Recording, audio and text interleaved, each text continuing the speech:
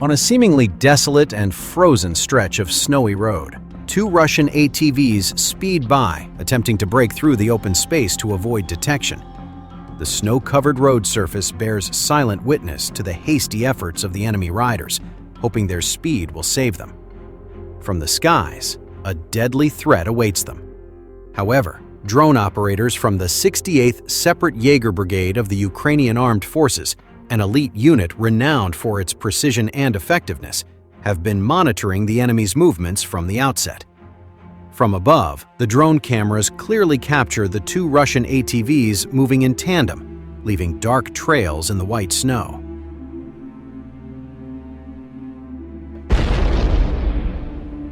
On the front lines, every maneuver, every change of direction, the enemy is closely monitored.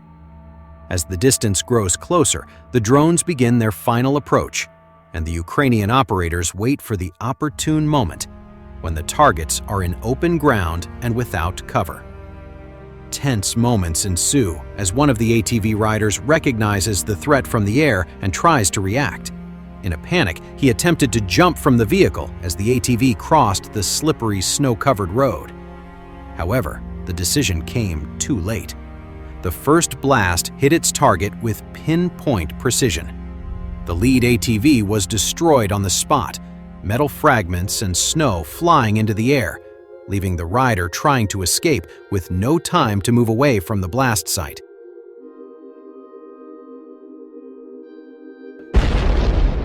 The second drone immediately switched to the second target, which was trying to accelerate and move away from the attack site. Without giving the enemy time to escape, the drone operator locked onto the target again and delivered a second strike with equally deadly accuracy.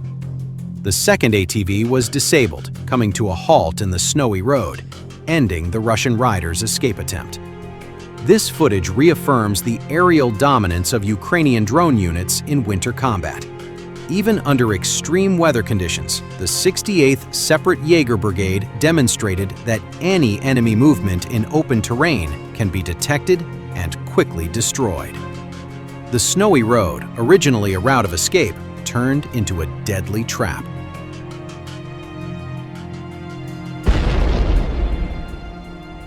This operation was not simply a tactical attack, but a clear message that technological superiority, operator discipline, and thorough coordination have made Ukrainian drones a ruthless hunting weapon. For Russian troops still trying to move without adequate cover, the sky is no longer a safe space, but a looming threat. Currently in the direction of Kupyansk, after the Russian infiltration line into the town was cut, the Ukrainian assault units started clearing Kupyansk of Russian presence. Now, the stranded Russian soldiers are increasingly desperate to choose between certain death and surrendering.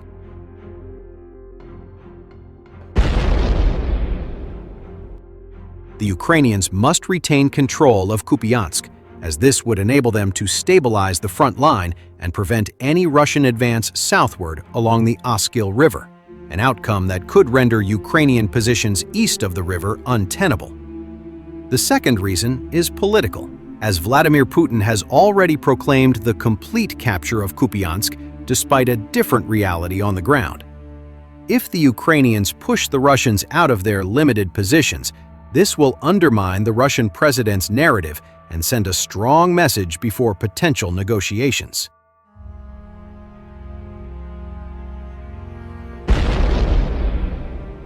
Now, as the Ukrainians have full fire control over the narrow path connecting Kupyansk with the Russian bridgehead north of it, the next goal is to conduct systematic clearing operations aimed at neutralizing the remaining Russian elements still operating inside, thereby consolidating control and reducing the likelihood of Russian expansion beyond the river. If we look at the topographic map, we can see that Ukrainian forces have control over the key hill ridge west of Kupyansk, which provides excellent conditions for drone operators, enhanced observation points to surveil enemy attempts to reach the town, and better fire support.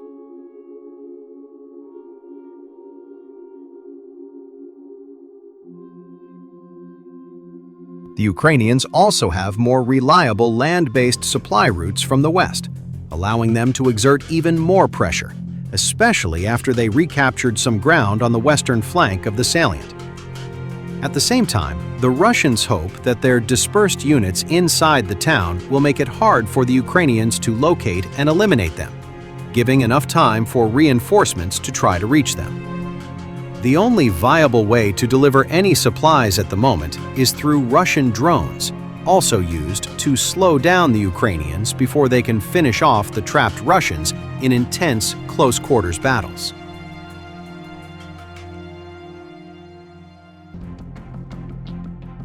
To avoid detection, the Russian infiltrators try to conceal themselves in ruins and basements, often wearing civilian clothes, enabling them to launch sudden and dangerous ambushes. Footage from Kupyansk shows how operators of the 138th Special Purpose Center are approaching the town through a forest belt with a pickup. After stopping at a safe distance from the zero line, they continue their assault, moving quickly using the thick vegetation to conceal their movement from Russian reconnaissance drones.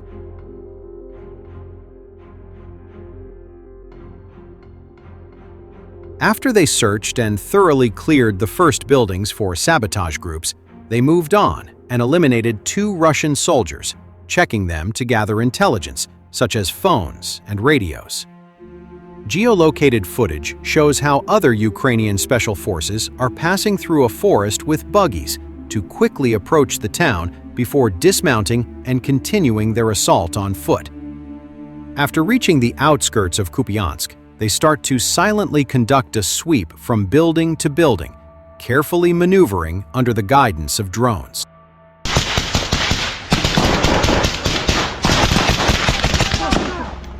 Meanwhile, these videos prove how difficult it is for the Russians to defend, as the skillful Ukrainian special operators can move close with cars and buggies through the forested areas west of Kupyansk and infiltrate from behind without the Russians noticing them.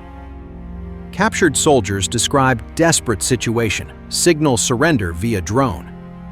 This means that Russians can quickly find themselves surrounded by Ukrainian soldiers, and knowing that reinforcements are not coming, they are prone to surrender when facing an overwhelming opponent.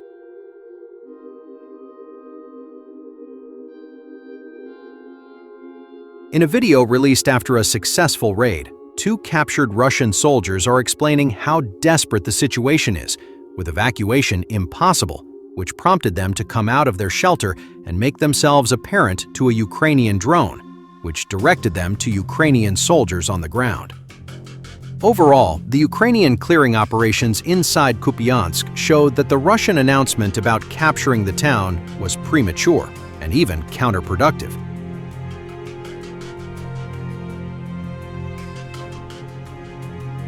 Ukrainians continue to demonstrate tactical discipline, using terrain, weather, and superior coordination to outmaneuver and dismantle Russian advances. This engagement further exposes the widening gap between Russia's battlefield claims and its actual capacity to deliver breakthroughs, particularly in complex urban environments. Ukrainian assault units continue targeting remaining infiltrators, as the Ukrainian General Staff reports that approximately 60 enemy soldiers are still present in Kupyansk, indicating that without further reinforcements, Russia's presence in the town is